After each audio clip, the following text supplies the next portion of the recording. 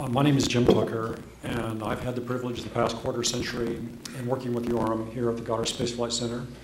He was a friend, he was an esteemed colleague, he was a gentleman, he was a good sport, and most importantly, he had a sense of humor. In the early 1980s, 1981, 1982, I was looking at some satellite data with Brent Holman from the Amazon Basin from one of the meteorological satellites. And this was new data to the earth science community at the time. And we saw what appeared to be clouds, but upon closer inspection in the thermal region of the spectrum, we saw all these bright spots. And what we thought were clouds were actually smoke, and smoke from hundreds of fires which were burning. So Brent and I called Yoram over to join us and said, Yoram, look at this, isn't this neat? Why don't we propose to investigate this scientifically and see where this may lead? So then Yoram and I decided that we would make a brief proposal to what is called the Goddard Space Flight Center Director's Discretionary Fund, where you submit a 2 or 3 page proposal on some high-risk topic, and you have 4 minutes to make a presentation, and there are hundreds of these in 3 or 4 days. So Yoram and I got together, and we thought, well, what are we going to do to stand out from this multitude of very good proposals? Because we didn't put in much time on it.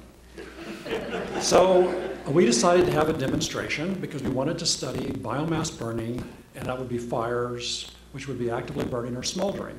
So we decided, Yoram and I, it was actually Yoram's suggestion, why don't we come in with candles and we'll burn some candles and we'll illustrate that. So I'm going to do the demonstration again. It was a lot of fun because when you work with Yoram, you always had fun. It's important in science to have fun because sometimes it can be drudgery, but with Yoram it never was.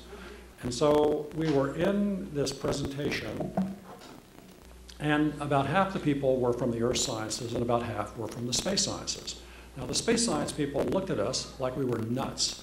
Because we came in, we were burning candles like you're seeing here, and we explained that we want to study actively burning fires like the candles, and we also wanted to study fires which were smoldering, because when fires smolder, you have the release of a lot of carbon monoxide and also methane.